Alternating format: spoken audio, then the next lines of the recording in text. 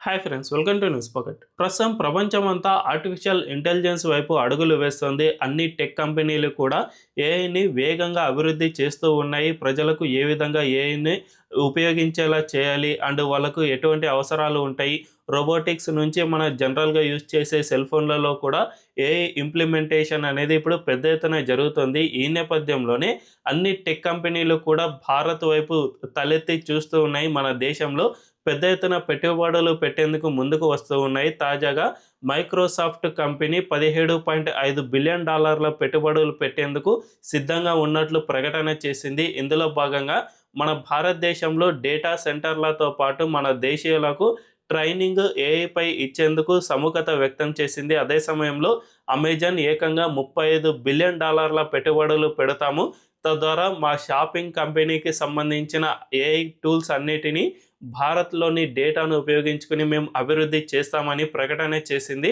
ఈ సమయంలోనే గూగుల్ సైతం $15 బిలియన్ పెట్టుబడులు పెడతాము, ఇప్పటికే మాకు సంబంధించిన కొన్ని డేటా సెంటర్లు ఏపీలో ఉన్నాయి కాబట్టి వీటికి అదనంగా మరికొన్ని ఏర్పాటు చేసి మేము కూడా భారత్ను కేంద్రంగా చేసుకుని ఏఐని డెవలప్ చేస్తాము అనే విధంగా ఈ 3 టెక్ దిగ్గజ కంపెనీలు మన దేశంలో పెట్టుబడులు పెట్టేందుకు ముందుకు వచ్చాయి.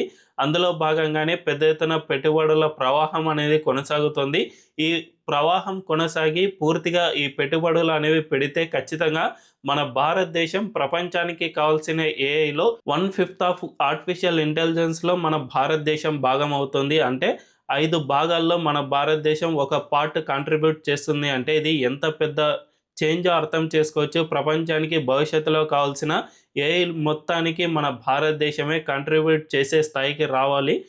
ఈ పెట్టుబడులన్నీ 2030 లోపు పూర్తయ్యే విధంగా ఈ కంపెనీలు ప్లాన్ చేసుకుంటూ ఉన్నాయి. ఇదే కనుక జరిగితే ఖచ్చితంగా ప్రపంచంలోని ఏఐ టెక్నాలజీలో మన భారతదేశంలోనే 1/5 ఆఫ్ కాంట్రిబ్యూట్ చేసే అవకాశం మనకు దక్కుతుంది. అంటే ప్రపంచంలో మన భారతదేశం ఏఐలో చాలా కీలకంగా మారుతుంది అని చెప్పుకోవచ్చు. అయితే ఇదంతా మనం ఎందుకు చెప్పుకుంటున్నామంటే మన దేశ ప్రతిపక్ష నాయకుడిగా ఉన్న రాహుల్ గాంధీ ఎప్పటికప్పుడు మన దేశంని అభివృద్ధి చెందుతున్న దాన్ని చూడకుండా దాన్ని కించపరిచే ప్రయత్నాలు చేస్తూనే ఉన్నారు.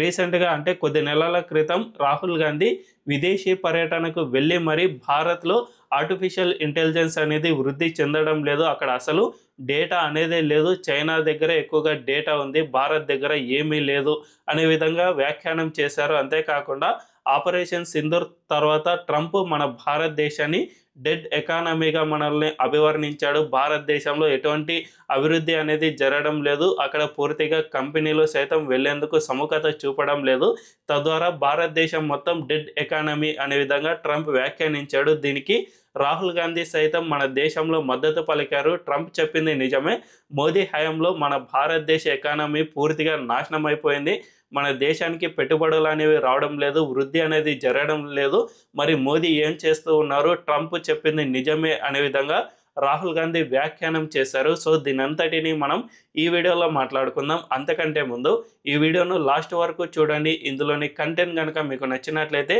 ఖచ్చితంగా మా ఛానల్ను సబ్స్క్రైబ్ చేసుకుని బెల్ ఐకాన్ క్లిక్ చేయడం అస్సలు మర్చిపోదు.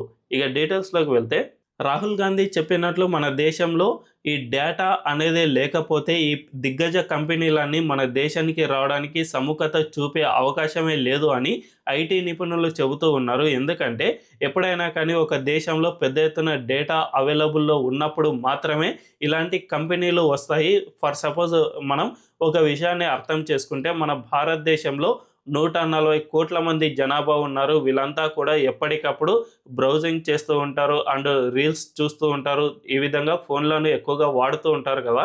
ఈ వాడుతున్న సమయంలోనే మనకు సంబంధించిన డేటా అనేది ఈ కంపెనీలు సేకరిస్తూ ఉంటాయి. సో చిన్న చిన్న దేశాలు అంటే ఒక 1 కోటి లేదంటే 2 కోట్ల జనాభా ఉన్న దేశాల్లో ఈ విధంగా డేటాను సేకరించడం అనేది చాలా లాంగ్ టైం ప్రాసెస్. కానీ మన భారతదేశంలో 140 కోట్ల మంది జనాభా ఉన్నారు కాబట్టి ఇక్కడ డేటా సేకరణ అనేది చాలా అంటే చాలా ఈజీగా అవుతుంది. అందువల్లనే ఈ దిగ్గజ కంపెనీలన్నీ కూడా తమ డేటా సెంటర్లను మన భారతదేశంలోనే ఏర్పాటు చేసేందుకు సముఖత చూపుతూ ఉన్నాయి. అదే సమయంలో చైనాలో కూడా ఇంచుమించు భారత్తో ఈక్వల్గా అక్కడ జనాభా ఉన్నా కూడా అక్కడ ప్రజలు డేటాను పెద్ద ఎత్తున బ్రౌజింగ్ ఇలాంటివి తక్కువగానే చేస్తూ ఉంటారు. అంతేకాకుండా ఆ దేశంలో సొంత గా తయారు చేసుకునే యాప్లు మాత్రమే అక్కడ ప్రజలు యూస్ చేస్తూ ఉంటారు. మనం వాట్సాప్ యూస్ చేస్తే వాళ్ళు వీషేర్ ఇలాంటివి ఏవి పడితే అవి యూస్ చేస్తూ ఉంటారు. వీటి నుంచి డేటా సేకరణ అనేది చాలా కష్టతరమైన పని.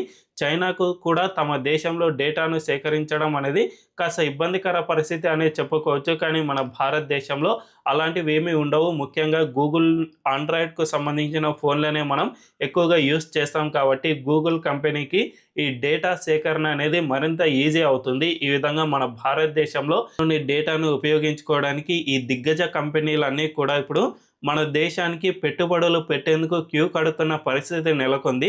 కానీ రాహుల్ గాంధీ దీన్ని ఏమీ గమనించడం లేదు. మన దేశంలో డేటా అనేదే లేదు. తద్వారా మనం ఆర్టిఫిషియల్ ఇంటెలిజెన్స్లో అస్సలు ముందుకు వెళ్ళలేము. చైనాను చూడండి, ఆ దేశంలో పెద్ద ఎత్తున ఏఐ అనేది దూసుకుపోతుంది. ఆ దేశం ఏఐని పెద్ద ఎత్తున డెవలప్ చేస్తుంది. మనకు అది అస్సలు సాధ్యం కాదు. మనం ఈ మ్యానుఫ్యాక్చరింగ్ సెక్టార్లో అసలు ముందుకే వెళ్ళడం లేదు, పూర్తిగా వెనకబడిపోతూ ఉన్నాం అనే విధంగా రాహుల్ గాంధీ మన దేశాన్ని కించపరిచాడు. అది కూడా విదేశీ పర్యటనలో ఉన్న సమయంలో మన దేశాన్ని ఈ విధంగా కించపరిచే వ్యాఖ్యలు చేశారు. దీన్ని బట్టి చూసుకుంటే రాహుల్ గాంధీ ఎంత టాక్సిక్ పర్సనో అర్థం చేసుకోవచ్చు. మన దేశం ఒకవైపు 2014 నుంచే ఈ విధంగా మ్యానుఫ్యాక్చరింగ్ సెక్టార్లో మనం అడుగుపెట్టాం. అంతకుముందు యూపీఏ పాలన లేదంటే కాంగ్రెస్ పాలన మొత్తంలో చూసుకుంటే మన దేశంలో అసలు ఈ మ్యానుఫ్యాక్చరింగ్ సెక్టార్పై మనం అసలు దృష్టి సారించలేదని చెప్పాలి. ఎందుకంటే ప్రపంచంలో అటు చైనాతో పాటు అమెరికా, యూరప్ ఈ దేశాలన్నీ కొన్ని దశాబ్దాల క్రితమే ఈ మ్యానుఫ్యాక్చరింగ్ సెక్టార్లో అడుగుపెట్టడం వల్ల మాత్రమే ఇప్పుడు ఆ దేశాలు ఆర్థిక వ్యవస్థలో చాలా బలీయమైన శక్తులుగా నిలిచాయి. కానీ మన దేశం మాత్రం దీనిలో అసలు దృష్టి సారించలేదు. దీనికి కాంగ్రెస్ పార్టీనే ప్రధాన కారణం. ముఖ్యంగా మన దేశంలో లైసెన్స్ రాజ్ ఇవన్నీ ఏర్పాటు చేయడం వల్ల మాత్రమే మన దేశం ఇంతగా వెనకబడిపోయింది అని చెప్పుకోవచ్చు. కానీ రాహుల్ గాంధీ ఇదంతటిని కప్పి ఉంచి కేవలం మోదీ హయాంలో ఈ మ్యానుఫ్యాక్చరింగ్ సెక్టర్ వృద్ధి చెందుతూ ఉన్నా కూడా దీనిపై విమర్శలు చేయడం, తద్వారా మన భారతదేశాన్ని డీమోరలైజ్ చేసే ప్రయత్నాలు పెద్ద ఎత్తున చేస్తున్నారనే చెప్పుకోవచ్చు. అదే సమయంలో మన భారతదేశం ఇప్పుడు ఆర్థిక వ్యవస్థలో చాలా వేగంగా వృద్ధి చెందుతోంది. ఒకవైపు అమెరికా మన దేశంపై 50% టారిఫ్లను విధించినా కూడా మనం 8% ఆఫ్ వృద్ధిని కనబరిచామంటే ఇది చాలా పెద్ద విషయం అనే చెప్పుకోవచ్చు. అంతర్జాతీయ ఐఎంఎఫ్ లేదంటే వరల్డ్ బ్యాంక్ ఇలాంటి సంస్థలు సైతం మన దేశ వృద్ధిని చూసి ఆశ్చర్యం వ్యక్తం చేస్తున్న నేపథ్యంలో రాహుల్ గాంధీ మాత్రం ట్రంప్ చెప్పిన దాన్ని వింటూ ఇక్కడ మన దేశంలో పూర్తిగా ఆర్థిక వృద్ధి మందగించింది, మన దేశం పూర్తిగా వెనకబడింది అని చెప్పే దశలో ఉన్నారు. అంటే ఆయనలోని టాక్సిసిటీ ఎంత పెద్ద ఎత్తున ఉందో అర్థం చేసుకోవచ్చు. ఇలాంటి నాయకులను మనం అస్సలు గెలిపించుకోకూడదు అనే చెప్పవచ్చు. ఎందుకంటే వీళ్ళు కనుక మన దేశాన్ని పరిపాలిస్తే గతంలో మన దేశం ఏ విధంగా అయితే వృద్ధిలో మందగించిందో, లైసెన్స్ రాజ్ ఇలాంటి వాటి పేరిట మన దేశంలో పారిశ్రామిక వ్యవస్థను అస్సలు ఎంకరేజ్ చేయలేదో, భవిష్యత్తులో రాహుల్ గాంధీ కనుక మళ్ళీ అధికారంలోకి వస్తే ఖచ్చితంగా చీకటి రోజులే తీసుకువస్తారే తప్ప ఇటువంటి ఆధునిక కాలానికి తగ్గట్లు పెట్టుబడులను